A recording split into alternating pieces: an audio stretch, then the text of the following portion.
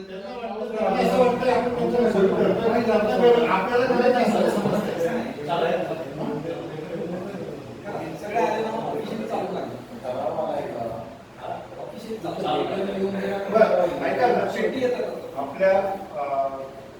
आपण जे वेळोवेळी काही सूचना मागवल्या होत्या टेंडरमध्ये करायच्या, त्या दृष्टीने आपल्याकडे काही सूचना आल्या होत्या.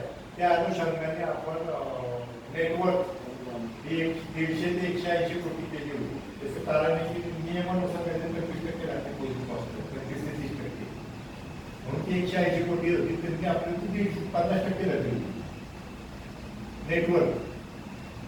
आणि बाकीचं जे काय आहे म्हणजे त्यांनी आलेल्या सूचना जसे तसे स्वीकारणं ते टाकल्या, पण त्या जे टाकल्यात ना त्या बाकीच्या मान्य आहेत बघा. म्हणजे आपल्याला सगळ्यांना मान्य असू शकतात बाकी, पण क्रायटेरियाच्या बाबतीत ज्या काही सूचना आहेत त्या आपल्याला वाटतं की मीटिंग घ्यावी आणि त्याविषयी निर्णय घ्यावा. कारण का कोणीतरी एकाने सुचवलं आणि ते आपण क्रायटेरियामध्ये घेतलं आणि ते तसं ते टेंडरमध्ये आलं असं व्हायला नको. म्हणून आपण हे मीटिंग घेऊन त्याच्या बाबतीत काय असेल ते योग्य ते ठराव असं आपण म्हणतो. आणि त्या बाकीचं त्याला दुजोरा म्हणजे विपुल थोरातांनी मेसेज टाकला होता की तुम्ही क्रायटेरिया फार टाईट ठेवलेला आहे, ऑफर तेवढा येणार नाही. आणि मग काय म्हणतात बिल्डरची मोनोपॉली किंवा म्हणजे काय 4-5 मुदतीत 4-5 रेंज पण होऊ शकतो, त्याने आपला लॉस होऊ शकतो किंवा आपल्याला रिवाइज टेंडर करायला नाही तसं नाही.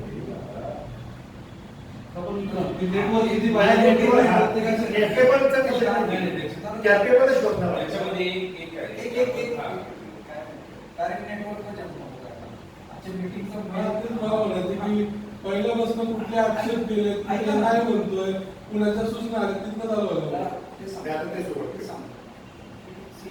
आतापर्यंतचे आपण टेंडर प्रिपरेशनचे जे काही एफर्ट्स आहेत सगळे ते खरोखरच हे कौतुकास्पद झालेले आहेत. ते अगदी क्लिअर सांगतो की आपण करतो म्हणून नाही आहे, पण सगळ्यांची ज्या प्रकारे इनपुट येऊन छोटे छोटे मुद्दे जे आहेत त्याचं सगळ्यांचं कन्सन्ट्रेशन करून आपल्या म्हणजे एक्झिक्युशनच्या दृष्टीने जे जे काही गोष्टी असू शकतील त्या सगळ्याचा विचार करून ते इन्कॉर्पोरेट करायचा सगळ्याचा प्रयत्न झालेला आहे. तो खरोखर चांगल्या प्रकारे झाला. आता हे करत असताना एक महत्त्वाची गोष्ट लक्षात घेतली की त्यातले काही मुद्दे जे असतात ते मुद्दे सुरुवातीला त्यांचं कसं असतं की ते रेंज बेसिसवर बोललेले असतात. ओके, की म्हणजे काय उदाहरण की बाबा एक काहीतरी नेटवर्क असावी किंवा त्याचा एक काहीतरी त्याचं टोटल टर्नओव्हर असावा लक्षात आलं, किंवा त्याचे पूर्णपणे एवढे प्रोजेक्ट एक्झिक्यूट केलेले असावे, अमुक असावं तमुक असावं, हे सगळं जे म्हणतो आपण त्याचे प्री क्वालिफिकेशन क्रायटेरिया म्हणून त्याला की त्या पद्धतीनं आपण तेव्हा ती चर्चा झालेली असते. सुरुवातीच्या पिरियडमध्ये ते जे नंबर्स आहेत त्या नंबरवर अगदी खूप कॉन्क्रीट असा नंबर असा कुठलाही कधी डिराईव्ह होऊ शकत नाही. म्हणजे उदाहरणार्थ काही कुठलाही नंबर एखाद्याचा टर्नओव्हर किती असावा, 100 कोटी असावा, 110 कोटी असावा, 120 कोटी असावा, तर काय असं म्हणजे इतकं कॉन्क्रीट लेवलला आपण जाऊ शकतो तेव्हा त्या रेंज बेसिसवर त्यांच्याही आपल्या कन्सल्टंटच्या सुद्धा कम्युनिकेशनमध्ये कसं असतं किंवा ते पण सांगत असताना त्या रेंजमध्ये काहीतरी सांगतात. आता ह्याच्यात 2 महत्त्वाचे मुद्दे काय आहेत की जितके तुम्ही क्रायटेरिया चांगले स्ट्रॉंग ठेवाल तेवढे स्ट्रॉंग लोक एंट्री करणार, दॅट इज 100% शुअर. किंवा कोण म्हणले उदाहरणार्थ हायपोथेटिकल म्हणतो किंवा एखाद्याचा टर्नओव्हर आपण म्हणले की काही 350 कोटीचा किंवा 200 कोटीच्या खालचा टर्नओव्हर असता का म्हणजे तिथं सगळे बाकीची गळती लागली. 200च्या वरचे लोक आले तिथं टर्नओव्हर म्हणून एक उदाहरण सांगतो. आता दुसरा मुद्दा काय त्याच्यामध्ये की ह्याचा अर्थ 200च्या खालचे तेवढे कॅपेबल लोक नाही आहेत का? आपण असं म्हणू की 5-25 कोटी असताना तो कॅपेबल नसू शकेल सांगता, पण 200च्या खालचे कॅपेबल नाही आहेत का? मग तो त्यांना आपण ती अपॉर्च्युनिटी देऊन आपल्याला हेल्दी कॉम्पिटिशन क्रिएट करून आपल्याला चांगल्या पद्धतीने एक्झिक्यूट करू शकत नाही का? तर काही बिल्डर समजा फायनान्शियली खूप स्ट्रॉंग असते, काही बिल्डर्स फायनान्शियली एवढे स्ट्रॉंग नसते म्हणजे ह्याच्या पॉईंट ऑफ व्ह्यू म्हणजे टर्म पॉईंट ऑफ व्ह्यू, पण त्यांच्याकडे एक्झिक्युशन कॅपॅबिलिटी स्ट्रॉंग असते.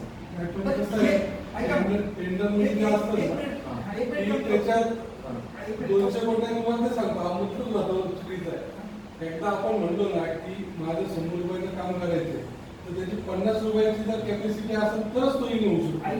जर 40 वाला चांगला असेल तरी शेवटी पेपरवर सुद्धा महत्वाचं आहे. मी तिथपर्यंत आलेलोच नाही अजून. मी टेंडरमध्ये घालण्याच्या नंबरपर्यंत आलेलो नाही. माझं म्हणणं म्हणजे आपण आमचं ते म्हणणं होतं ना की बाबा ते नाही नाही नाही, तसं त्यांना चार्ज द्यायचा नाही नाही. नाही नाही नाही, तसं नाही नाही नाही, तुम्ही चुकीचा अर्थ काढला.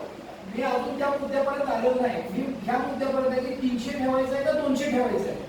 हा टेंडर मधला फायनल जो आकडा आहे ना, मी मगाशी काय सांगितलं तुम्हाला की त्या रेंजमध्ये एक रेशो असतो ना शेवटी की हो मग तो जर रेशो तुम्ही जर बघितला तर तुम्ही ते 3 वर्षाचा ऍव्हरेज जर काढला तर ऍव्हरेज नंबर आता परत आपण जर परत नेटवर्कच्या अनुषंगाने गेलो तर नेटवर्क बद्दल सुरुवातीची चर्चा 300 कोटीची होती किंवा झाली होती की नेटवर्क 300 कोटी असावं.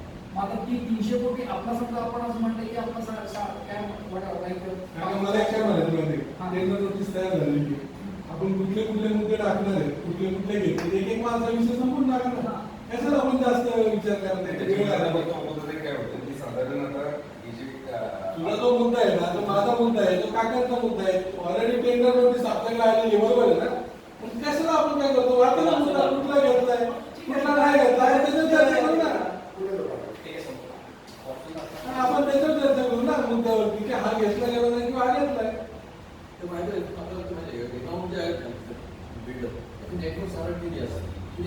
नाही कागद तसं नाही, closing पण असतं. ऍसेटवर आहे ना. नाही मला काय म्हणायचे जर गव्हर्नमेंटचे जे रूल्स आहेत तेव्हा 100 कोटीचं टेंडर असतं तर बाबा त्यांनी गेल्या 3 वर्षात कॉर्पोरेशन म्हणजे गव्हर्नमेंटची 150 कोटीची कामं केलेली असतील. आता 75 लाखाच्या वरपर्यंत त्याच्या हातात पाहिजे असे काही नॉर्म्स आहेत त्यांचे गव्हर्नमेंटचे. आता आपण आपल्या पद्धतीने बघायचं की फ्रेंडली ती हे व्हायला स्पर्धा होण्यासाठी काय कमी करायचं काय जास्त आपल्याला काय क्रायटेरिया नाहीये बरोबर.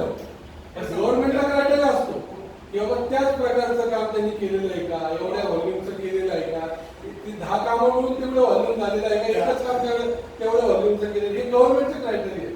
पण बापू जर त्याच्यात काहीतरी म्हणजे एक जोरदोरचं म्हणतात तसं काहीतरी बेस असणार ना का नाही ते बघा, आपलं हे तुम्ही म्हणलं वापरू टाका. बेस व्हॅल्यू टाकली तू बेस काय म्हणतो मी त्याचा कसा धरला ते पण वाचू करा. त्याच्यामध्ये आपण असं त्या मुद्द्याला घेतलं आहे. Proposal for redevelopment are being called from reputed developers, builders, promoters having experience of minimum 10 years in real estate development with the 3 projects constructed of minimum 10 lakh square feet. पहिला क्रायटेरिया टाकलेला आहे. कमीत कमी 10 वर्ष या धंद्यात असला पाहिजे मिनिमम. म्हणजे आता रिडेव्हलपमेंट तर अगदी असं नाही म्हणून तरी कन्स्ट्रक्शनच्या धंद्यात असला पाहिजे मिनिमम 10 years आणि execution of at least 3 projects constructed of a minimum 10 lakh square feet.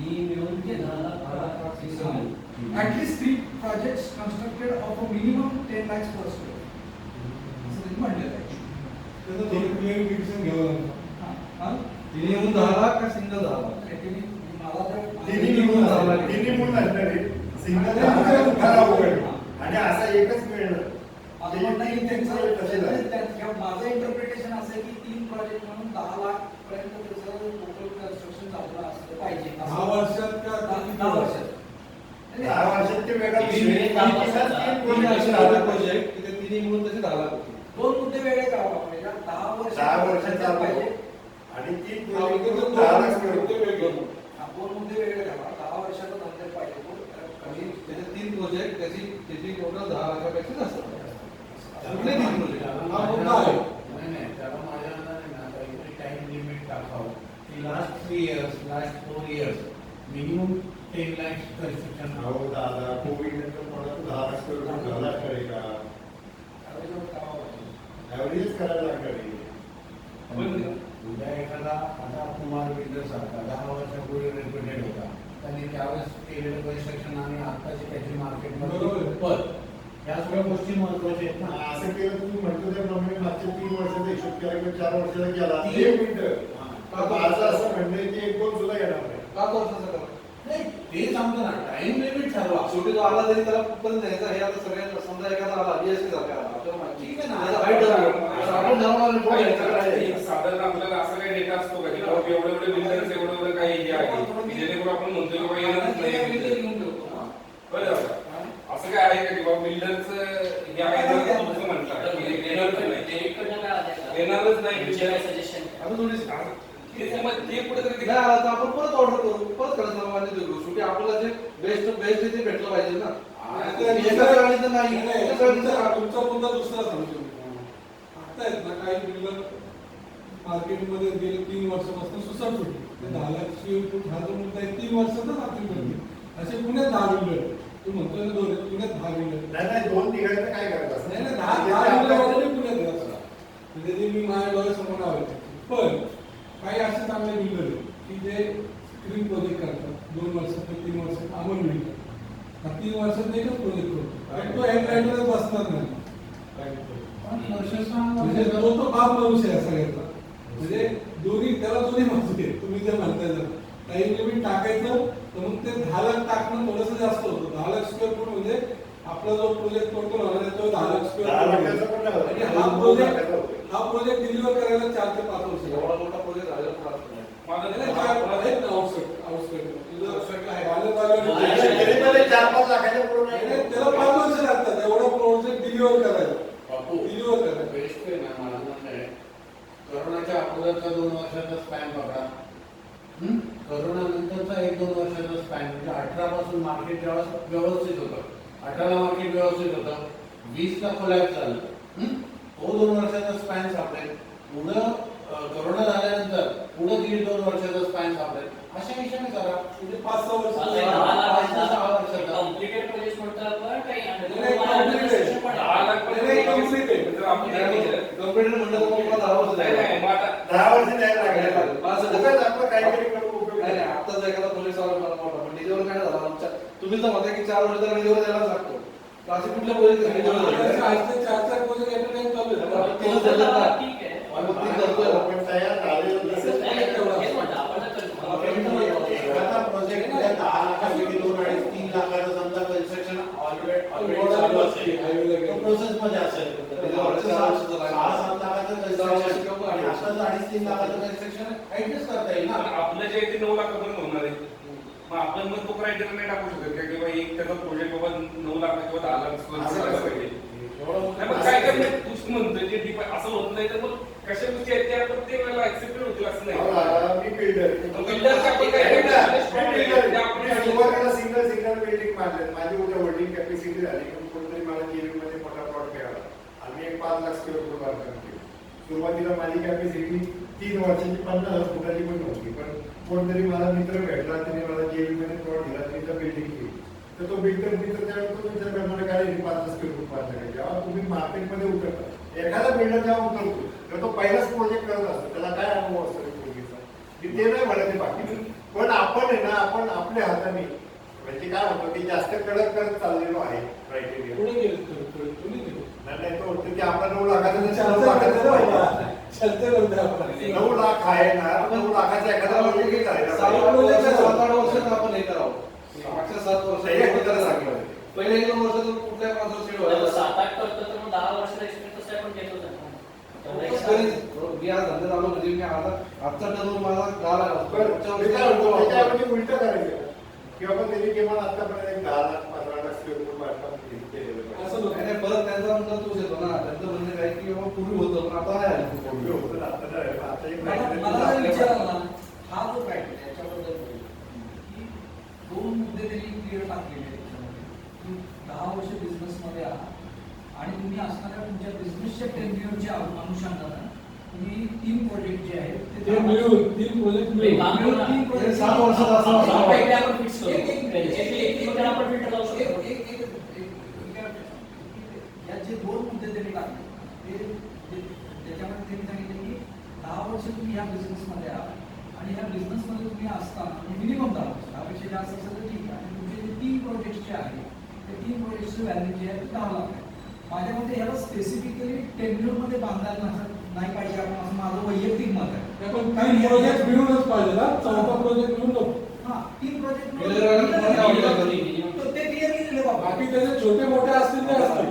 Clearly मांडलेलं आहे. आपल्याला काय करता काय म्हणतात? टॉपचे 3 काढले, 3 प्रोजेक्ट कन्स्ट्रक्टेड, तिथं मिनिमम 10 लाख स्क्वेअर फीट असं त्यांनी म्हणलेलं.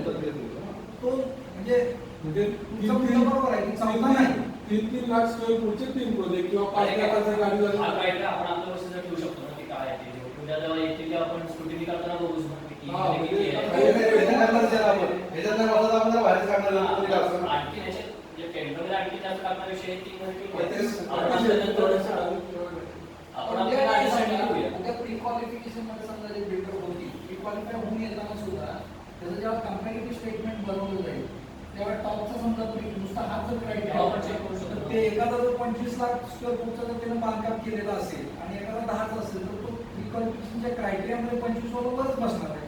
100%. असं म्हणजे थोडक्यात त्या गोखलेने गेल्या 10 वर्षामध्ये 30 लाख स्क्वेअर फूट बांधकाम केलं. कोथरूड आणि हे एवढे गेले. गोखले building.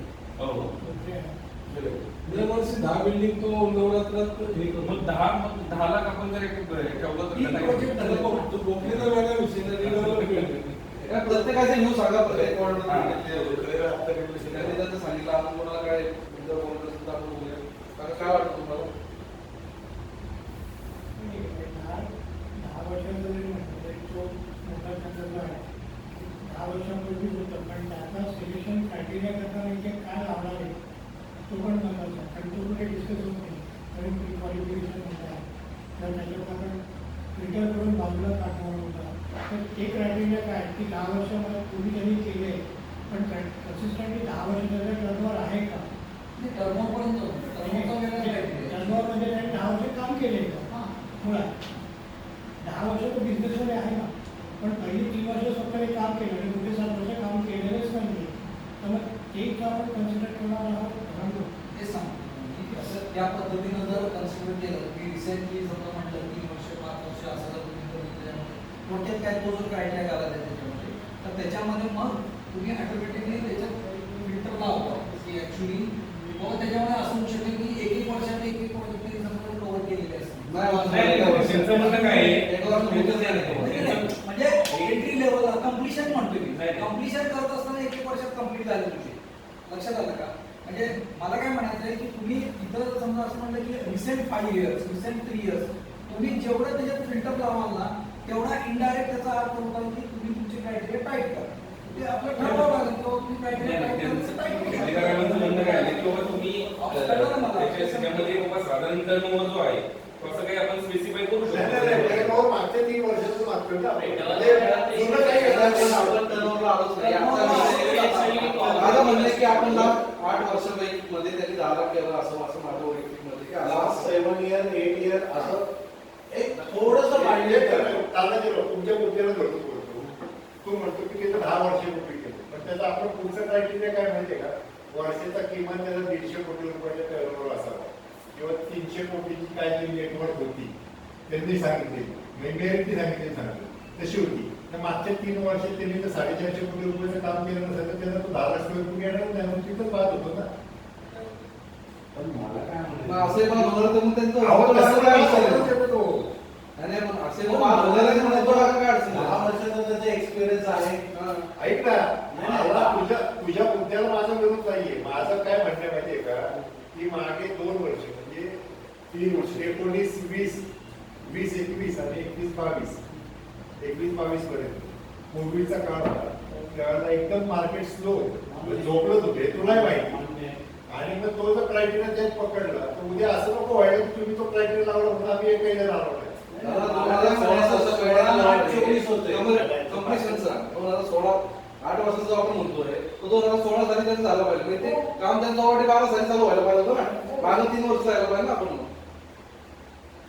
मग याच्यामध्ये एक असं पण पॉईंट येऊ शकतो की जसा पहिला मुद्दा आहे ज्यावेळेला आपण हा क्रायटेरिया महत्वाचा समजतो 3 प्रोजेक्ट कम्प्लिशन आणि समजा आपण म्हणलं रिसेंट 5 इयर्स रिसेंट 7 इयर्स तर पहिला जो क्रायटेरिया तो रिडंडंट आहे किंवा तुम्ही 10 वर्ष धंद्यात आहे का 15 वर्ष धंद्यात आहे practically doesn't make any difference त्या केसमध्ये समजा आपण असं म्हटलं की तो मुद्दा काढून टाकला आणि reputed builder who has completed 3 project in recent 5 years recent 7 years whatever with value of this असं करू शकतो हा बरोबर मग तुम्ही धंद्यात 10 वर्ष आहे का 5 वर्ष आहे काय आहे?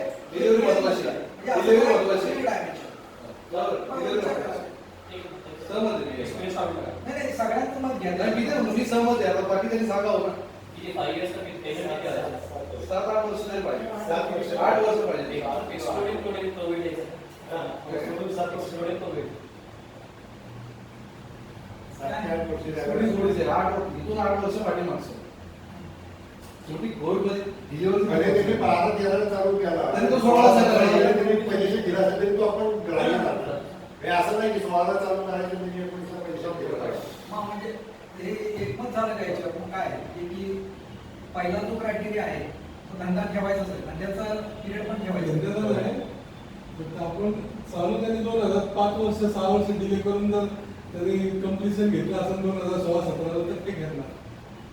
See, आता कसं आहे माहिती आहे का? हे ते सांगतो तुम्हाला की कुठेतरी तुम्हाला नाही नाही, आपण आपल्या काय आपले डॉक्युमेंट मध्ये बांधून घेणार ना की काय होतं माहिती आहे आपण का? काही लावू ना आपण. याची नाही, तो तर याला काय म्हणतोय की 2012 चालू केलं असेल नाही 2000 गेल्या 8 वर्षात त्यांनी डिलिव्हरी दिली का? 10 लाख डिलिव्हरी दिली. 12 केलेला 10 लाख स्क्वेअर फूटचा प्रोजेक्ट असेल तो त्याला 4 वर्ष लागू शकतं बापू. Within 8 years. completed 3 projects. किती वर्षात तर? हा? किती वर्षात डिलिव्हरी केली पाहिजे? कोणीतरी हा.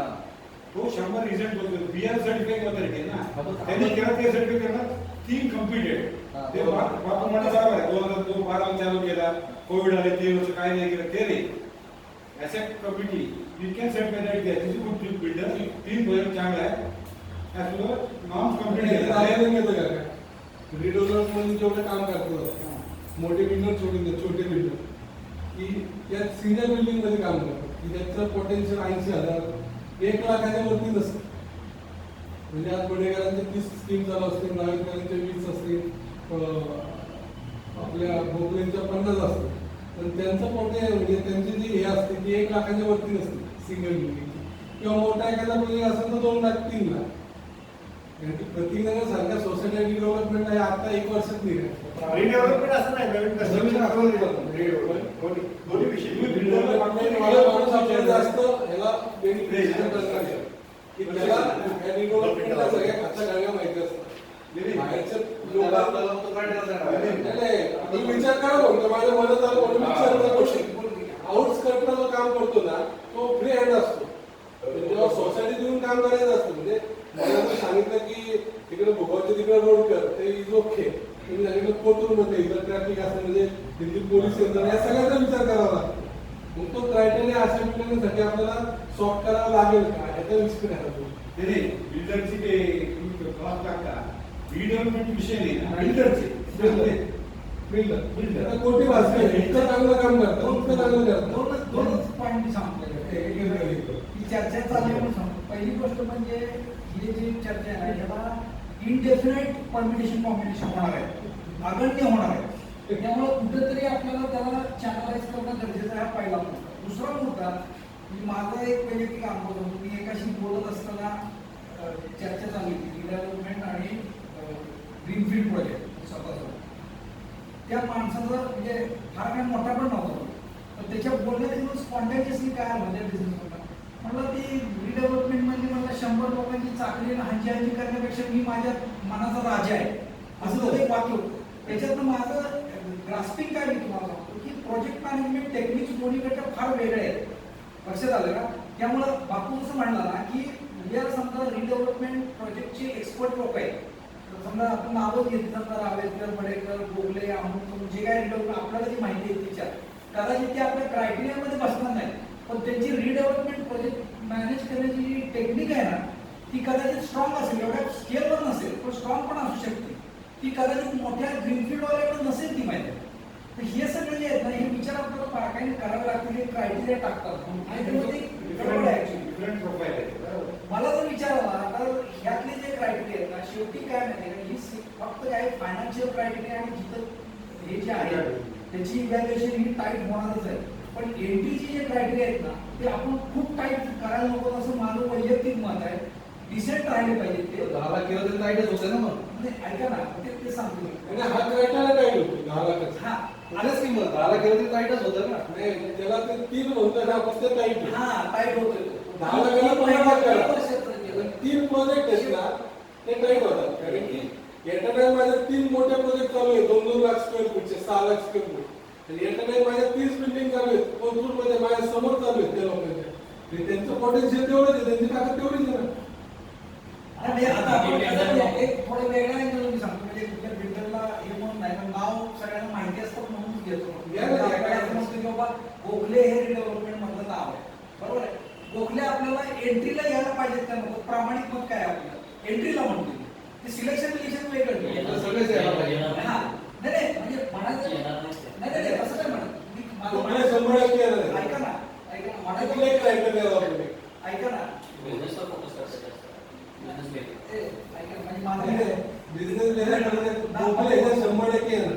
बापू म्हणजे त्या बिल्डरच्या नावावर मला मी फक्त उदाहरणार्थ काय घेतलं नाही, नाही, मी सांगतो. सांगतो तुम्हाला इथं सुद्धा क्वालिफाय झाला होता. Reference आला होता.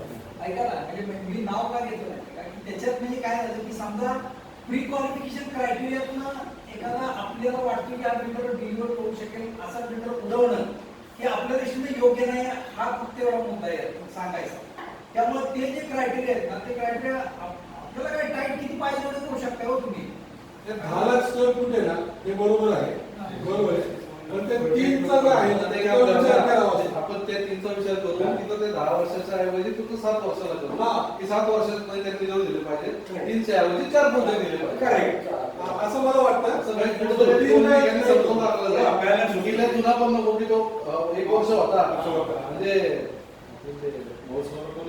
दरोडे झोप किती मोहम्मद होते आता कुठंच नाही. ते सगळे तो गेलेच नाही. नाही नाही तसं नाही आता पण कोटी भास्करांचं काम चांगलं आहे त्यांची शिक्षण. पण ते एका ह्याच्यात ते 3 ह्याच्यात बसणार नाही. आपल्या सोसायटीचे 25 लोक त्यांना सांगतील की त्यांनी यायला पाहिजे. आपण असं म्हणतोय का आता फायनली की याच्यामध्ये 7 वर्षात 4 प्रोजेक्ट आणि 4 प्रोजेक्ट 10 लाख स्क्वेअर फूट. आणि फायनल सिरीज टाकणार परत रिटेंडरची पुस्तकं जायची गरज नाही आपण 100% प्रयत्न करायला यायला पाहिजे. शेवटी नाही झालं तर आपण थोडंसं विचार करायचा. 4 प्रोजेक्ट म्हणण्यापेक्षा आपण जर हे केलं की एवढं डिलिव्हर माल स्क्वेअर फूट होईल डिलिव्हर केलेलं पाहिजे. प्रोजेक्टला घातलं पाहिजे क्रायटेरिया प्रोजेक्टचा क्रायटेरिया सिंगल बिल्डिंगचे नको ना. अपार्टमेंट नाही आपल्याला हे. तुमच्या आता 3च बिल्डिंग होणार. आपण 3 बिल्डिंग बाजूला बांधायचं कुठंच आहे. 10 लाख गिलियन म्हणजे तुम्हाला सगळेच येतील कारण बरेच जण डेव्हलपमेंट हो, आणि नाही. 10 लाखच्या वर बसतात. अहो, शक्य नसतं तसं एक बिल्डिंग आपण बांधून बघू 1 लाख स्क्वेअर फूटची 1 लाख स्क्वेअर फूटची बिल्डिंग म्हणजे जर 1000चे 100 नाही. आपला अख्खा प्रतिज्ञा आता 1.3 आहे. अख्खं प्रतिक्रिया बांधायचं हे जेवढं बांधणार आहे तेवढं आता जायचं 1 लाख. हे 1 लाख स्क्वेअर फूट झालं. हे सगळे एकाच बिल्डिंग मध्ये बसणार आहे. नाही नाही मग प्रोजेक्टची ऐका ना कारण खूप संपायचं आपल्याला हे सगळे process. तर मग थोडक्यात कसं करायला पाहिजे मग असं करायचं का की 4 प्रोजेक्ट आणि जसं आपण म्हटल्याप्रमाणे 7 कारण वर्ष तो म्हणतो की 4 प्रोजेक्ट मध्ये पण नाही होणार. ठीक आहे टाका तुम्ही पण मला असं वाटतं की मला आपण हे सगळे जेवढे आता आहेत ना कोथरूड मध्ये 10 बिल्डर त्यांना सगळ्यांना आपण मिस करूया त्या कॉम्पिटिशन. नाही ते काय काय रिटेंडरला परत जायची गरज पडू नये. रिटेंडरचे पण प्रमाणाला आवडतं. कारण कोथरूडमध्ये नाही मोठे प्रोजेक्ट आहे. तुमचा जो टर्नओव्हरचा क्रायटेरिया आहे ना त्याच्यामुळे सगळे बसणार. कारण की लक्षात घ्या तुम्ही नाही एक्झिक्युशन क्रायटेरिया पाहिजे भावधनला तुम्ही भावधनला एक 10 लाख स्क्वेअर फूट बांधणं आणि कोथरूडमध्ये 2 लाख 3 लाख बांधणं सेमच आहे. तिथलं जर 7,000चं पोटेन्शियल 12,000 13,000चं पोटेन्शियल आहे. तिथं 10,000 शॉपला रेट आहे तो इथं 25-30,000 आहे. मला काय वाटतं माहिती का त्याच्यावर खूप विचार करा. युनिट ऑफ मेजरमेंट जे आहे ना ते प्रोजेक्ट हे ठेवलं पाहिजे असं माझं वैयक्तिक मत आहे. स्क्वेअर फूट हे ठेवलं आता 4 का 5 ठेवायचं. आणि आता 4 का 5 ठेवायचं. हा, मग हा विषय आहे. माझ्या आपण 2 लाखाच्या हिशोबाने 5 प्रोजेक्ट हरकत नाहीये ठेवा. 5 प्रोजेक्ट ठेवा, 7 वर्ष ठेवा. 7 वर्ष 7 ते 8 वर्ष करा. नाही नाही 7च होतं. ते नाही. ते नको आता 7 वर्ष काय तुमचा मुद्दा एकदम परफेक्ट होता. तो 7 वर्ष आणि 5 प्रोजेक्ट होते. कारण आणि तेव्हा पहिला मला एवढं गेला होता. 10 वर्ष धंद्यात आहे की तुम्हाला मला एवढं नाही गेला नाही, होता. त्यावेळेस करतच नाही. नाही पण ठीक आहे ना. लावू दे ना. पहिलं. एक्सपिरियन्सवर फायदा घ्यायचा.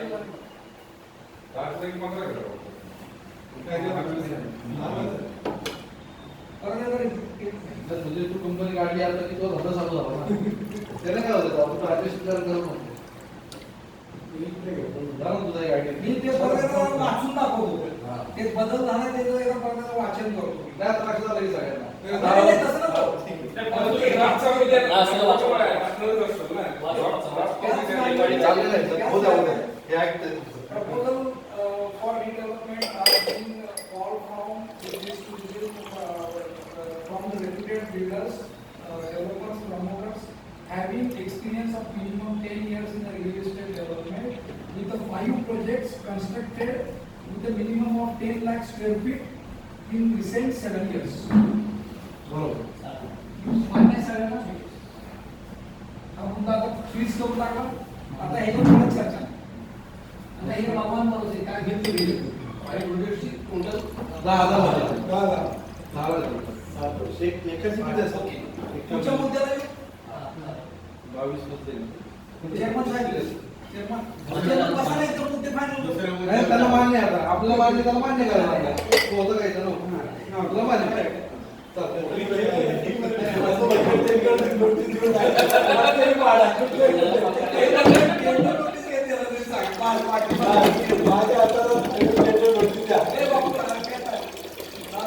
पाणी पाहिजे तर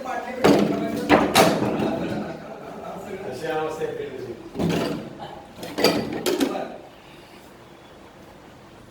संभाजीराव फायनल झालेला क्रायटेरिया वाचून टाकतो तुम्हाला एकदा. काय म्हणतात हे proposals have been called from reputed developers builders promoters having minimum 10 years of 10 years in a real estate development and at least 5 projects constructed with a minimum of 10 lakh square feet in the last 7 years. 3-4 मी 5 केले ते कारण थोडक्यात हा criteria आपल्याला judgemental बेसिसवर आपण हे केलं सगळ्यांना फक्त तो एक विषय नक्की ते 10 लाख 5 प्रोजेक्ट मिळून तो एक शब्द टाकायला लागला तिथं. कारण तो नाही येत लक्षात येत नाही. एखादा म्हणून की तुम्ही आपल्या इथे 10 लाखाचे 5 पाहिजेत का? हां. तुमच्या मुद्द्याला of a total built-up area having average and having average yearly turnover of 150 crores in last 3 years. Yearly turnover last 3 वर्षाचा average 150 crores and having an average yearly turnover of 150 crores in the last 3 years. Last 3 वर्षाचा average turnover 150 कोटीचा आहे. दरवर्षी 150 कोटी पाहिजे. Average एका वर्षात 300 आहे. पुढे 75 म्हणजे सुरुवातीला 75 आहे आणि आता 300 झाला असेल. Average 3 वर्ष. 450 कोटी रुपये पाहिजे 3 वर्षात. हे 200 कॉम्बिनेशन टोटल 3 वर्ष 150 म्हणजे 450. 450 आपण हे आता एक 5 प्रोजेक्ट करतो तर 150च्या वेळेस थोडा वाढवा होता 2 वर्षाच्या हिशोबाने. टर्नओव्हर